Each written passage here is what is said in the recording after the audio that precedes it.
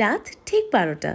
এই মুহূর্তে আমার চারপাশে কিছু কাছের মানুষকে শারীরিকভাবে পাইনি ঠিকই, কিন্তু তাও আজ একবারও মনে হয়নি আমি একা, একটুও না। আসলে শরীরের দূরত্ব থাকলেও ভালোবাসার দূরত্ব কখনোই ছিল না। আজকের এই জন্মদিনটা একটু আলাদা। বাইরের কোনো বড় পার্টি নেই, আলো ঝলমলে সাজ নেই, কিন্তু তবু এই রাত 12টায় কোনো কিছুর কমতি ছিল না। কি এসছে? কে এসেছে না কি এসেছে?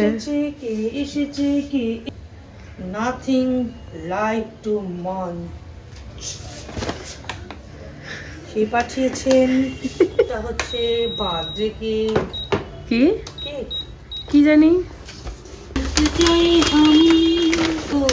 হ্যাঁ, আমি ভাবছিলাম আমি আনতে বেলুন? যাবো। কোথায় বেলুন দেখতে পেলে তুমি? বলে আপনার তো কেক। কি বেলুন? তো বেলুন, ওমা বেলুন! এটা বার্থডে কেক। মিঠি মেরি মিঠাই কাটটা কাটতেই হবে। নিশ্চয়ই আমার জামাই পাঠিয়েছে এটা। কি জানি কে আমার পাঠিয়েছে। ওয়ান কি বল না ওয়ান অ্যান্ড জামাই। কারণ ভালোবাসা যদি পূর্ণ হয়, তাহলে বাকি সব কিছু নিজে থেকেই পূর্ণতা পায়। সবচেয়ে মজার বিষয় জানো, আমি আজ রাত 8টা থেকে গিফট রিসিভ করছি। কেউ যেন ইচ্ছে করেই সময়টা ধরে রেখেছে।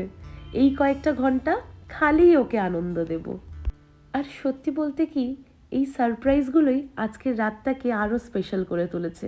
অনেকেই ভাবে জন্মদিন মানে কেক, ছবি, স্ট্যাটাস, পার্টি, কিন্তু আজ বুঝলাম জন্মদিন মানে মনে করিয়ে দেওয়ায় পৃথিবীতে এখনো কিছু মানুষ আছে যারা নিঃস্বার্থভাবে খালি তোমাকেই ভালোবাসে। বলো কেমন? যেমন তোর খেতে না জানি কতই সুন্দর। এ কি বল আজ বারবার মনে হয়েছে আমি সত্যিই ভাগ্যবান, কারণ দুই পরিবার আমার পাশে আছে। জীবনের সবচেয়ে বড় শক্তিটা তো আমি ওখান থেকেই পাই। তারা হয়তো সব সময় মুখে বলে না, কিন্তু প্রতিটা মুহূর্তে তাদের আশীর্বাদ, ভালোবাসা আমার সঙ্গেই থাকে। কিছু মানুষ থাকে যারা আলাদা করে কিচ্ছু করে না, নিজে অনুপস্থিত থেকেও চারিদিকের রংটা এক নিমিষে বদলে দিতে পারে। তবে একটা জায়গায় এসে মনটা একটু ভারীও হলো। আমার ভাই প্রতি বছর ঠিক এই সময়ে আমার পাশেই থাকে। এটাই যেন একটা নিয়ম হয়ে গিয়েছিল, কিন্তু এই বছর মনে হলো সব কিছু সবসময় আগের মতো নাও থাকতে পারে।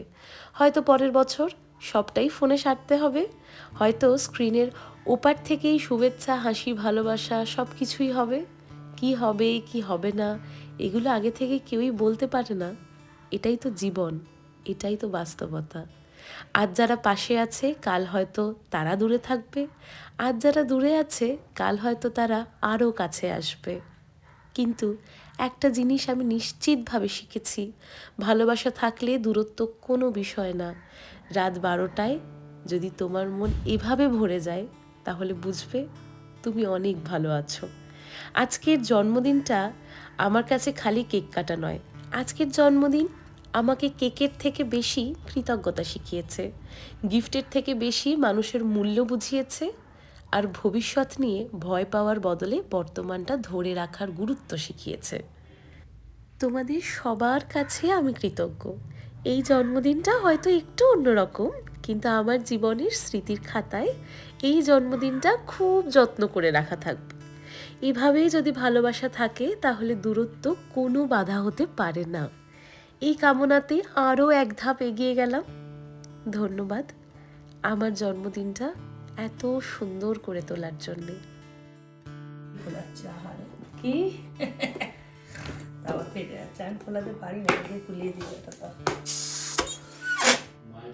মা বলছে আমি একা একাই আমার জন্মদিনের বেলুনগুলো ফোলাচ্ছি। আসলে যে মানুষগুলো এগুলো অ্যারেঞ্জ করে দিয়েছে তারা আমার থেকে অনেক অনেক অনেকটা দূরে আছে, কিন্তু তাদের ভালোবাসা একদম যেন এরকমভাবেই আমার পাশে রয়েছে। তাই সমস্ত কাজ একা হাতে করলেও একটা আলাদাই এক্সাইটমেন্ট ছিল আমার মধ্যে, কি না রাত 12টা বাজলেই সবাই অত দূর থেকেই আমাকে উইশ করবে। আমার বরাবরই এরকম কার্ড ভীষণ পছন্দের। ওই যে তোমাদেরকে বলছিলাম না যে আমি 1 ঘন্টা পর পর গিফট রিসিভ করছিলাম, এগুলো তারই ভিডিও ক্লিপ। হ্যাঁ, 1 ঘন্টা পর পর আমি সত্যিই গিফট রিসিভ করেছি।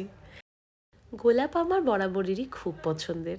আমি যখনই রাস্তায় বেরোই আমি নিজের জন্যে হলেও একটা করে গোলাপ কিনে নিয়ে আসি, আর বাবা মায়ের জন্যে হলে আমি সূর্যমুখী ফুল কিনি।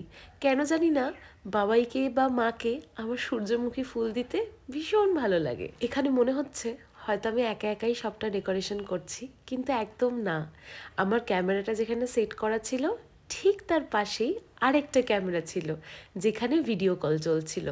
সকলেই সেখানে ছিল। কিভাবে সাজাবো, কিভাবে কি করব, সবটাই তারা অ্যারেঞ্জ করে দিচ্ছিল। আমি খালি আমার হাত দুটো নাড়াচ্ছিলাম। Happy birthday to